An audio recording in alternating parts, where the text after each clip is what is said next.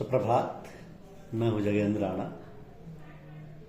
आज हम जिस धार्मिक विषय पर चर्चा कर रहे हैं वह है राम की लीला। राम की लीला। देखिए, रामचरितमानस का यदि इतना ही अभिप्राय आंका जाए कि वह महाराज दशरथ के सुपुत्र श्री रामचंद्र जी का जीवन चरित्र है, तो यह हमारी मानसिक संकीर्णता हो। मानस का अर्थ मनुष्य और मन दोनों ही है, क्योंकि दोनों का चोली दामन का साथ है। तो मनुष्य की संज्ञा मन के बिना और मन की संज्ञा मनुष्य के अभाव में सार्थक नहीं हो सकती। चरित्र कहते हैं चरित्र को, और चरित्र चाल चलन को कहते हैं। तो चाल चलन का साधारण भाषा में केवल उस चरित्र के लिए प्रयोग किया जाता है जिसे हम स्त्री पुरुष के मध्य होने वाले भद्र और अभद्र व्यवहार की संज्ञा देते हैं। भद्र और अभद्र व्यवहार भी कामवासना आदि के प्रसंगार्थ में चाल चलन माना जाता है, किंतु मोटे शाब्दिक अर्थ हमारे लिए विशेष प्रयोजनीय है। चाल चलन का सीधा और मोटा अर्थ होता है चलने की चाल, अर्थात मनुष्य जीवन भर कैसे चले, कैसे व्यवहार करे और कैसे रहे। ये सब उसके चरित्र के अंतर्गत आ जाता है। राम का अभिप्राय मात्र दशरथ नंदन से ही नहीं है, अपितु उसमें सब में रमे हुए राम से है। इस प्रकार रामचरितमानस का संक्षिप्त भाव यही निकलता है कि मनुष्य के मन में राम का क्या चरित्र है।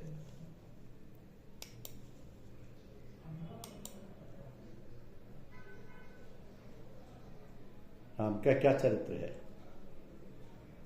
क्या व्यवहार है, क्या रूप है। सब में रमे हुए श्री राम का जो भी क्रियाकलाप मनुष्य के अंतःकरण में प्रतिभासित होता है,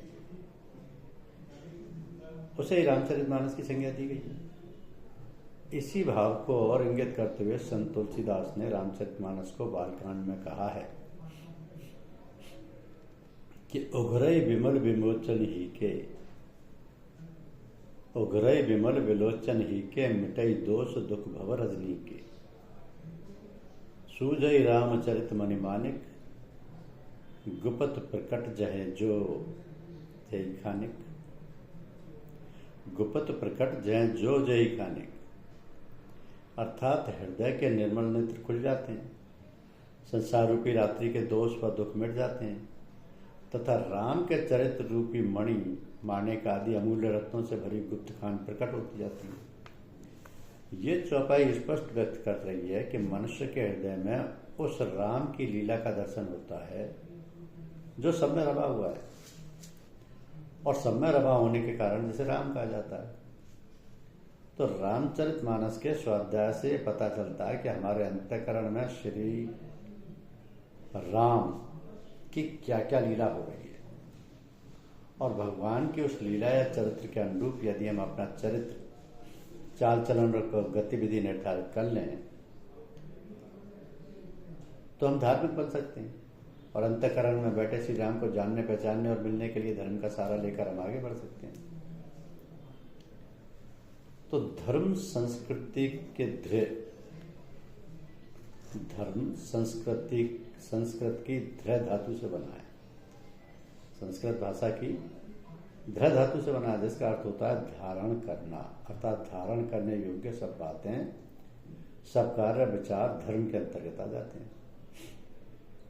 अब विचारणीय ये कि धारण योग्य बातें, कर्म और विचार क्या हो सकते हैं जिन्हें धर्म के योग समझा जाए। शास्त्रों और हमारे पूर्वजों में दैनिक जीवन में नित्य प्रति बरते जाने वाले जो तत्व रखे हैं, उन्हीं को लेकर धर्म की सर्वांगीण परिभाषा की जा सकती है। तो वेद शास्त्रों में मानव जीवन में धर्मानुसार आचरण करने के लिए 8 नियम बनाए हैं, जिनमें पहला यम है। यम के अंतर्गत पहली बात अहिंसा है। अहिंसा का अर्थ है किसी भी प्राणी के लिए मन, वचन और कर्म द्वारा अहित भावना का ना होना। इसे रामचरितमानस में भगवान राम ने कैकेयी के प्रति धारण किया, जो उत्तरकांड की इस चौपाई से व्यक्त होता है। कि प्रभु जानी क्या कई ल जानी, प्रथम ता सुग्रे गए भवानी, ताहे प्रबोध बहुत सुख दीना, पुनः निज भवन गवन हरिट कीना। इतना ही नहीं, उनके प्रति प्रबल शत्रुता रखने वाले रावण के प्रति भी श्री राम ने अहिंसा का यथावत प्रयोग किया और रावण की पत्नी मंदोदरी ने इसका रहस्योद्घाटन इन शब्दों में किया कि अहै नाथ रघुनाथ सम कृपा सिंधु नहीं आद, जोगी वृंद दुर्लभ गति तो ही दीन भगवान। तो राम यानी यम के अंतर्गत दूसरी बात है सत्य बोलना, सत्य बोलना, और तीसरा है अस्त्य अर्थात चोरी ना करना। तो किसी की वस्तु को उसकी आज्ञा के बिना चुरा ले जाना ही चोरी नहीं है, बल्कि अपने धन को जो अपने व परिवार के प्रयोग के बाद बच्चे दुखी अनाथ व अपाहिज में वितरित न करना भी चोरी माना गया है। चौथा यम ब्रह्मचर्य है, जो श्री राम के जीवन में हमें दिखाई पड़ा कि वे 14 वर्ष तक ब्रह्मचर्य पूर्वक बने रहे। पांचवा यम है अपरिग्रह। परिग्रह का अर्थ है संचय करना, अर्थात अपनी और अपने परिवार की आवश्यकता से अधिक धनायक द्रव्यों का संचय करके रखना। तो इससे हमारे देश की आर्थिक स्थिति पर बड़ा ही प्रभाव पड़ता है और इसी के परिणाम से धनी और धनिक तथा निर्धन और अधिक निर्धन होते जा रहे हैं। यदि ऐसा ना हो तो धनिकों का संचित धन निर्धनों के काम आ जाए और तब निश्चय ही देश में राम राज्य की संज्ञा सार्थक हो जाए। तो भगवान राम ने ऐसे ही जीवन में यथावत उतारा और वनगमन के समय अपनी संचित निधि को जनता जनार्दन के लिए छोड़कर चल दिया। उन्हीं का अनुसरण भरत ने नंदीग्राम में झोपड़ी में रहकर किया। इसी प्रकार 5 नियम शौच, संतोष, तप, स्वाध्याय और ईश्वर प्राणिधान को मन, वचन व कर्म द्वारा धारण करना धर्म के अंतर्गत आ जाता है। इसी प्रकार प्राणायाम, प्रत्याहार, धारणा, ध्यान और समाधि का यथावत पालन करने का संकेत हमें रामचरितमानस के स्वाध्याय से मिलता है।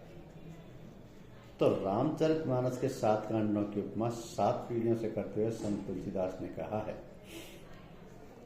कि सदा प्रबद सुभग सो पाना, ज्ञान नयन निर्घत मन माना, रघुपत महिमा गुण अबाधा, वर्णव सोईवर वार्य गादा। इसी प्रकार पार्थिव पुल के निर्माण करने से पूर्व भक्त जाम्बान ने श्री राम से पुल की अलंकारिक भाषा में संज्ञा करते हुए कहा कि सुनो भान कुल केतु, जामवंत कर जोर गए, नाथ नाम तब सेतु नर, चढ़ भव सागर तरहे। तो ये दोहा पूर्व कथित राम नाम की महिमा को व्यापक अर्थों में सिद्ध करता है कि सब में रमे हुए श्री राम का नाम ही हमें भवसागर से पार कर सकता है। इससे पूर्व इसी बात को स्पष्ट करते हुए प्रारंभ में ही कहा गया है कि राम जन्म के हेतु अनेका, तो परम विचित्र एक थे एका।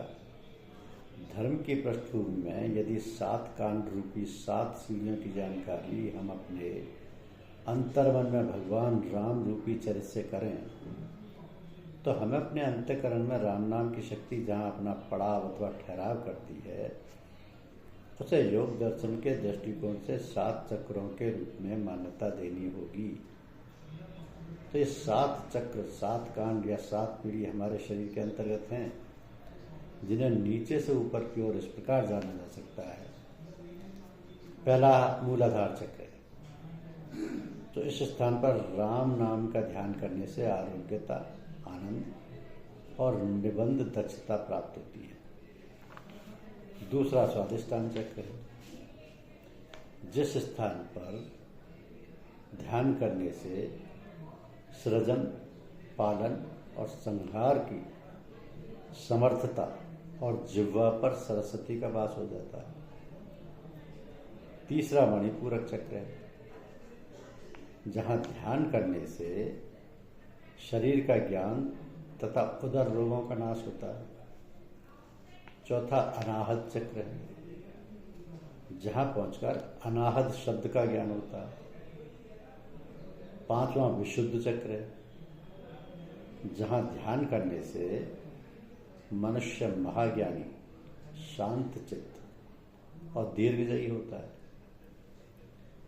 6ठा चक्र है, जहाँ ध्यान करने से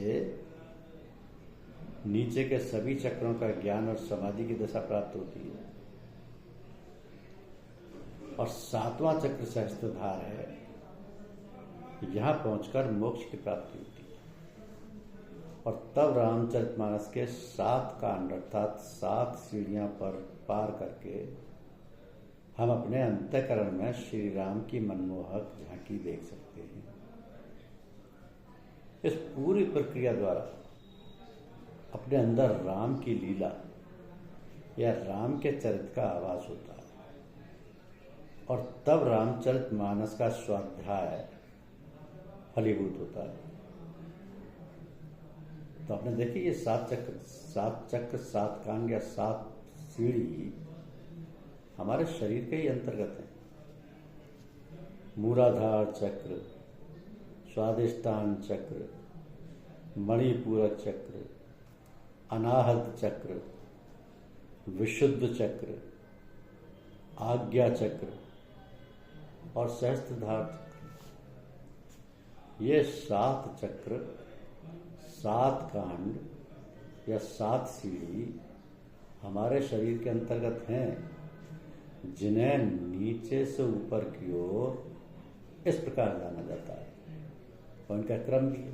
पहला मूलाधार है, दूसरा स्वादिष्ठान है, तीसरा मणिपूरक है, चौथा अनाहत है, 5वां विशुद्ध चक्र है, 6ठा आज्ञा चक्र है और 7वां और अंतिम चक्र सहस्त्रधार है।